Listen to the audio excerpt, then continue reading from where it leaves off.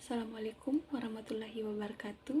Perkenalkan, saya Dindarska Kurnia dengan NIM 452222021 dari kelas 2A D4 Administrasi Bisnis.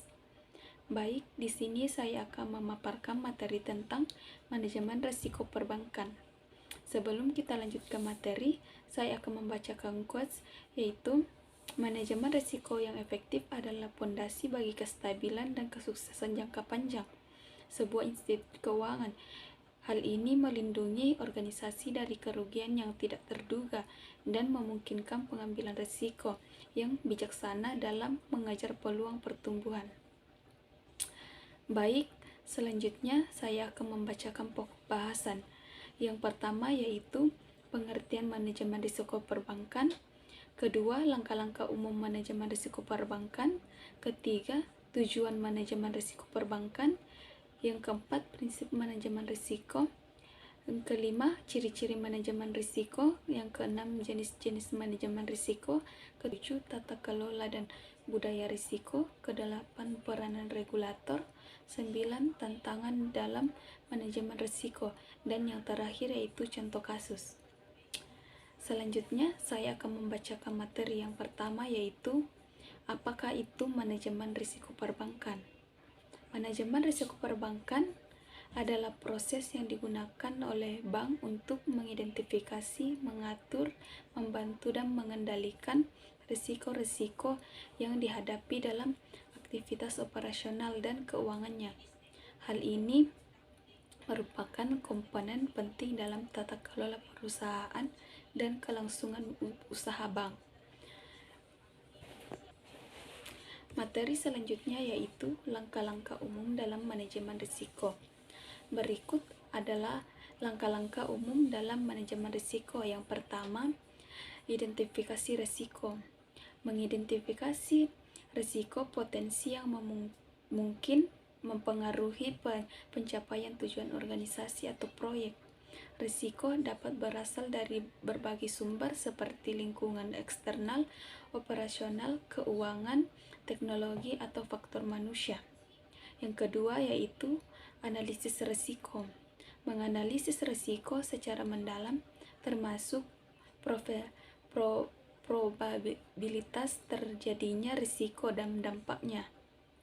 Dalam analisis risiko sering digunakan matriks risiko untuk menggambarkan tingkat probabilitas dan dampak risiko secara visual. Yang ketiga yaitu evaluasi risiko. Menilai tingkat risiko dengan mempertimbangkan probabilitas dan dampaknya. Risiko dapat dinilai sebagai risiko tinggi, sedang atau rendah, dan prioritas dapat ditetapkan berdasarkan risiko yang paling signifikan. Selanjutnya yang keempat itu pengembangan strategi pengelola risiko. Merencanakan strategis untuk mengurangi, menghindari, mentransfer, atau menerima risiko. Strategi pengelolaan risiko harus disesuaikan dengan tujuan dan kebutuhan organisasi atau proyek. Yang kelima yaitu implementasi dan pelaksanaan. Yang dimaksud dengan implementasi dan pelaksanaan yaitu melaksanakan tindakan pengelolaan risiko yang direncanakan, termasuk penerapan kontrol, perubahan kebijakan atau prosedur, pengadaan asuransi atau mitigasi risiko lainnya. Selanjutnya yaitu pemantauan dan tinjauan. Mengawasi dan memantau risiko secara terus-menerus serta melakukan tinjauan berkala terhadap efektivitas strategi pengelolaan risiko. Jika ada perubahan dalam lingkungan atau kondisi bisnis, perlu dilakukan penyesuaian dan pembaruan dalam manajemen risiko. Selanjutnya yaitu tujuan risiko perbankan. Berikut tujuan manajemen risiko. Yaitu pertama, melindungi aset. Melindungi aset organisasi termasuk manusia, properti, keuangan, reputasi, dan sumber daya lainnya dari kerugian atau kerusakan yang disebabkan oleh risiko. Yang kedua, mengurangi kerugian. Mengurangi atau meminimalkan kerugian yang timbul akibat terjadinya risiko, baik dalam bentuk kerugian finansial, kerugian operasional, atau kerugian lainnya. Yang ketiga, meningkatkan keselamatan. Meningkatkan keselamatan dan kesejahteraan pegawai, pelanggan atau pemangku kepentingan lainnya melalui identifikasi dan pengendalian risiko yang berpotensi membahayakan. Yang keempat, meningkatkan kepatuhan. Meningkatkan kepatuhan terhadap keperaturan, hukum, dan standar yang berlaku dengan mengidentifikasi dan mengendalikan risiko yang terkait. Yang kelima yaitu mengoptimalkan peluang. Mengidentifikasi peluang yang dapat meningkatkan kinerja dan keuntungan operasional organisasi serta mengelola risiko terkait untuk memaksimalkan peluang tersebut. Yang keenam yaitu meningkatkan keputusan strategis. Menyediakan informasi yang relevan dan akurat mengenai risiko kepada para pemangku kepentingan organisasi sehingga dapat digunakan dalam pengambilan keputusan strategi yang lebih baik. Yang ketujuh yaitu meningkatkan ketahanan organisasi.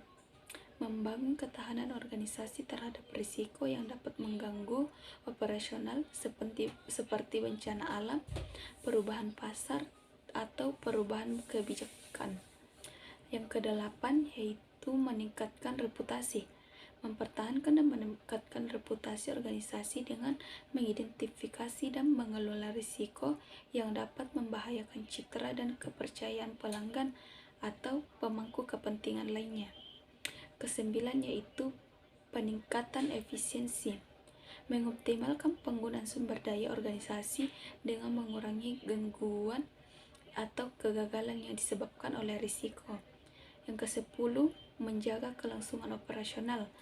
Menjaga kelangsungan operasional organisasi dengan mengidentifikasi dan mengelola risiko yang dapat mengancam kontinuitas kegiatan bisnis.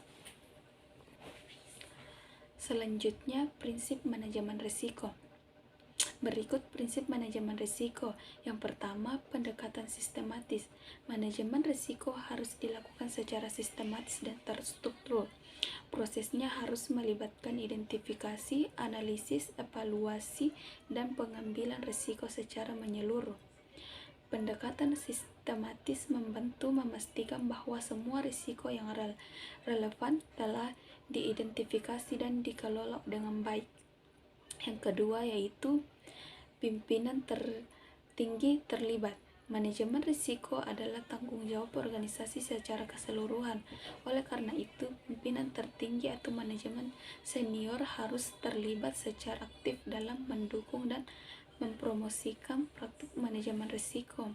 Hal ini penting untuk menciptakan budaya yang menghargai manajemen risiko dan memprioritaskan keamanan dan keberlanjutan. Yang ketiga yaitu pendekatan berbasis risiko. Manajemen risiko harus berdasarkan pemahaman yang jelas tentang risiko dan potensi dampaknya. Risiko harus diidentifikasi, dianalisis, dan dievaluasi berdasarkan probabilitas terjadinya dan dampak yang memungkinkan terjadi. Pendekatan berbasis risiko membantu dalam mengarahkan sumber daya dan upaya mengelola risiko pada risiko yang paling signifikan. Yang keempat yaitu partisipasi dan konsultasi. Manajemen risiko yang efektif melibatkan partisipasi dan konsultasi para pemangku kepentingan yang relevan. Ini melibatkan berbagai tingkatan organisasi, departemen, dan individu yang memiliki pengetahuan dan pengalaman terkait risiko yang ada. Partisipasi dan konsultasi membantu dalam mengumpulkan wawasan yang beragam dan dapat perspektif yang komprehensif tentang risiko. Yang kelima, pendekatan terpadu. Manajemen harus diintegrasikan ke dalam proses dan keputusan organisasi secara menyeluruh. Pendekatan terpadu memastikan bahwa manajemen risiko tidak hanya menjadi bagian terpisah yang dilakukan secara terpisah, tetapi dianggap sebagai bagian yang integral dari pengambilan keputusan, perencanaan strategis, operasional, dan proses bisnis lainnya. Yang keenam yaitu continue dan terus-menerus. Manajemen risiko tidak boleh dianggap sebagai tugas yang selesai begitu saja, tetapi sebagai proses yang kontinu dan terus-menerus. Risiko dapat berubah seiring waktu dan organisasi harus memantau, mengevaluasi, dan mengelola risiko secara berkelanjutan. Pembaruan dan penyesuaian perlu dilakukan sejalan dengan perubahan lingkungan, pasar, atau kondisi bisnis. Yang ketujuh, komunikasi yang efektif. Komunikasi yang jelas dan terbuka tentang risiko sangat penting dalam manajemen risiko. Informasi risiko harus disampaikan dengan jelas kepada semua pemangku kepentingan yang relevan, termasuk manajemen, karyawan, dan mitra bisnis. Komunikasi yang efektif memastikan pemahaman yang tepat tentang risiko, memfasilitasi pengambilan keputusan yang informasi, dan mempromosikan partisipasi yang keterlibatan yang lebih baik. Yang kedelapan yaitu evaluasi dan peningkatan. Manajemen risiko harus dievaluasi secara berkala untuk memastikan bahwa prosesnya efektif dan menghasilkan hasil yang diinginkan. Evaluasi ini dapat mencakup tinjauan terhadap kebijakan, prosedur, dan praktik manajemen risiko yang ada, serta pengukuran kinerja dan pencapaian tujuan yang lebih ditetapkan. Hasil evaluasi harus digunakan untuk melakukan perbaikan dan peningkatan yang diperlukan dalam manajemen risiko. Materi selanjutnya yaitu ciri-ciri manajemen risiko efektif. Yang pertama yaitu pengawasan aktif komisaris dan direksi. Yang kedua, sistem pengendalian internal yang menyeluruh. Yang ketiga, kecukupan proses identifikasi, pengukuran, pemantauan, dan pengendalian risiko, serta informasi manajemen risiko. Selanjutnya, jenis-jenis manajemen risiko perbankan. Yang pertama yaitu risiko kredit. Risiko kredit menjadi sorotan seiring dengan lesunya kondisi perekonomian. Pemerintah menaruh perhatian lebih pada masalah ini dengan mengeluarkan kebijakan relaksasi restrukturasi kredit. Yang kedua yaitu risiko operasional. Risiko operasional disebabkan oleh kegagalan atau kelemahan dalam proses internal, sistem, orang, atau kebijakan eksternal yang dapat mempengaruhi operasional normal dan kontinuitas bisnis atau organisasi. Dan risiko ini berkaitan dengan efisiensi operasional, keamanan, dan ketaatan terhadap regulasi. Yang ketiga yaitu risiko hukum. Risiko ini merujuk pada potensi masalah atau konsekuensi negatif yang memungkinkan dihadapi oleh sebuah organisasi akibat pelanggaran hukum atau kebijakan, baik yang bersifat lokal, nasional, maupun internasional. Hal ini mencakup kepatuhan terhadap regulasi, undang-undang, dan standar yang mengatur operasional bisnis. Selanjutnya, risiko pasar. Risiko pasar adalah salah satu jenis risiko finansial yang muncul dan fluktuasi atau perubahan harga aset, suku bunga, nilai tukar mata uang, dan faktor-faktor pasar lainnya. Hal ini dapat mempengaruhi nilai investasi, portofolio, atau posisi keuangan suatu entitas seperti perusahaan atau investor. Selanjutnya, risiko likuiditas. Risiko akibat bank tidak mampu untuk memenuhi kewajiban yang jatuh tempo dari sumber pendanaan arus kas, atau menjual aset likuiditas tanpa menggunakan aktivitas dan kondisi keuangan bank. Selanjutnya, risiko reputasi. Risiko reputasi ini berkaitan dengan citra, image, dan persepsi baik sebuah individu, organisasi, atau merek di mata khalayak umum, pelanggan, pemegang saham, atau mitra bisnis. Dan risiko ini ditimbulkan oleh berbagai bagian faktor, termasuk tindakan internal maupun eksternal yang dapat merusak reputasi dan entitas. Reputasi yang baik merupakan aset berharga yang mempengaruhi kepercayaan dan hubungan jangka panjang dengan para pemangku kepentingan. Oleh karena itu, manajemen risiko reputasi juga menjadi aspek terpenting dalam sebuah perusahaan. Selanjutnya, materi tata kelola dan budaya risiko. Tata kelola risiko mencakup pada seperangkat aturan, praktik, dan proses yang dirancang untuk memastikan pengawasan yang memadai dan manajemen risiko yang efektif di bank. Elemen utama tata kelola risiko meliputi peranan dewan direksi dan manajemen puncak, kedua komite manajemen risiko, dan ketiga fungsi manajemen risiko. Selanjutnya, budaya risiko mengacu pada sistem nilai, kepercayaan, dan norma perilaku yang menentukan bagaimana risiko dipandang dan dikelola dalam organisasi. Elemen utama budaya risiko meliputi terlibatnya puncak manajemen, kesadaran risiko, ketiga pertimbangan risiko dan pengambilan keputusan, dan yang keempat tanggung jawab bersama. Materi selanjutnya yaitu peranan regulator. Yang pertama, menetapkan peraturan dan pedoman.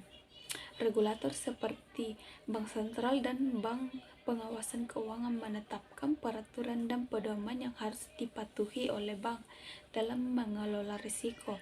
Peraturan ini mencakup persyaratan modal minimum, risiko likuiditas, standar manajemen risiko, tata kelola perusahaan, dan lainnya.